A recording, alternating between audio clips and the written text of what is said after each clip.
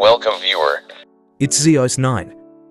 This video tutorial describes the action cannot be completed because the file is open in another program fix in Windows 11, 10.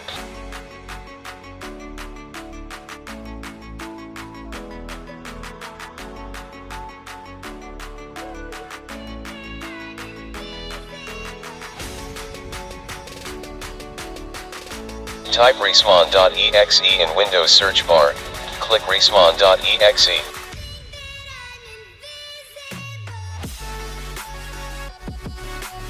Click CPU tab, click associated modules. Type the folder name.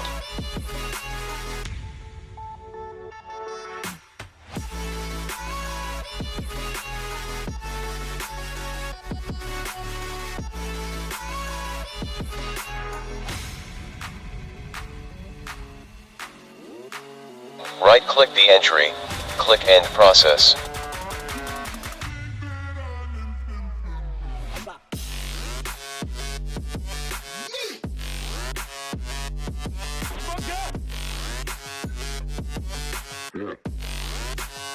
Now you can delete folder.